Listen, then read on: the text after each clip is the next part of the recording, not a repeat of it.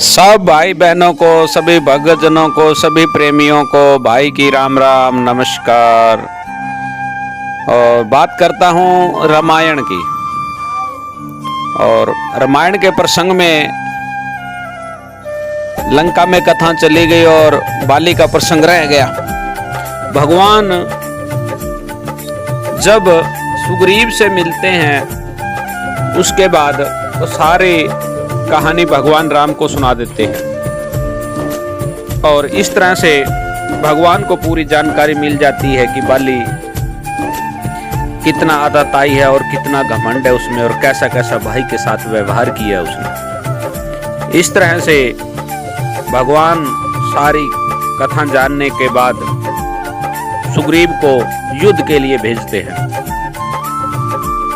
और सुग्रीव मना कर देते हैं भगवान को, कहते हैं कि नहीं, भगवान वो बहुत बलशाली है और उसका युद्ध से पहले पूरी कहानी भगवान को बता देते हैं कि इतना बलशाली था, ऐसा था, ये करता था, मतलब युद्ध करता था। एक बार एक भैंसे ने उनके साथ युद्ध किया था।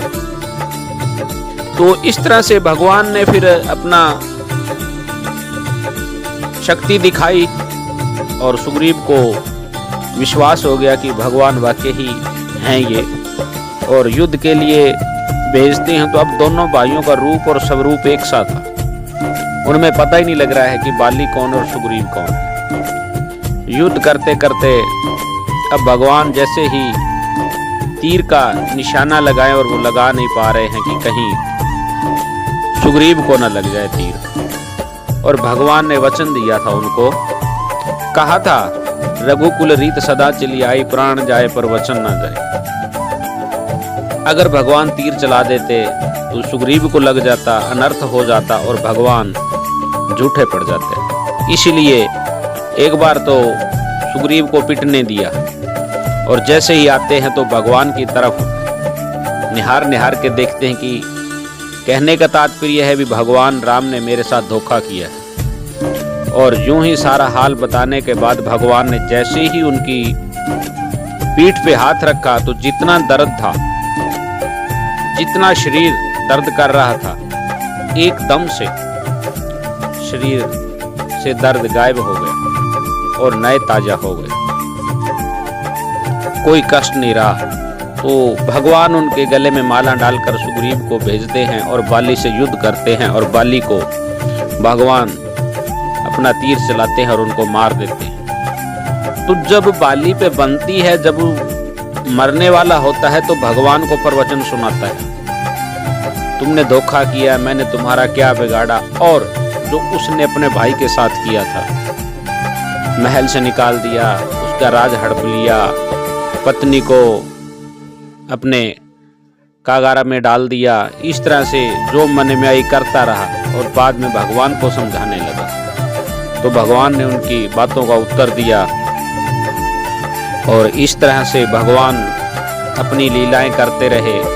और ये सारी लीलाएं जितनी भी थी भगवान की, सभी ये हमें समाज में चलने के लिए और इनसे कुछ समझने के लिए है कि भाई का भाई के साथ कैसा व्यवहार होना चाहिए और भाई को, बड़े छोटे भाई को, बड़े भाई को, एक दूसरी की पत्नी का कैसा सम्मान करना चाहिए। यह बात सम्मान किया जाता है।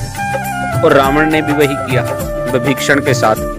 विभीषण को लात मार के राज्य से निकाल दिया, भाई का अपमान कर दिया, लेकिन फिर भी वो भी उस राज्य का अधिकारी था, बराबर का भाई था उसका, उसकी भी संपत्ति थी, लेकिन भरी सभा में विभीषण को लात मार दी और उसका खमियाजा उसे भोगना भी पड़ा रावण को। और इस तरह से मैं तो बार बार एक ही बात कहता हूँ, हमारे समाज में जिस तरह से चाल बाल बोल चाल सब हो चुका है समाज में, उसके लिए हमें जितना हो सके रामायण का प्रचार करना चाहिए। हो सके किसी भाई बंधु को समझ आ जाए और उसका जीवन व्यर्थ ना जाए और घर में सब ठीक ठाक रहे। रामायण का मतलब ही यही है। भगवान ने जो जन्म लिया था राम ने, वो इसीलिए ये सारी लीला की थी कि भाई को भाई के साथ कैसा रहना चाहिए, संसार में कैसा व्यवहार होना चाहिए, कैसे लोगों के प्रति व्यवहार होना चाहिए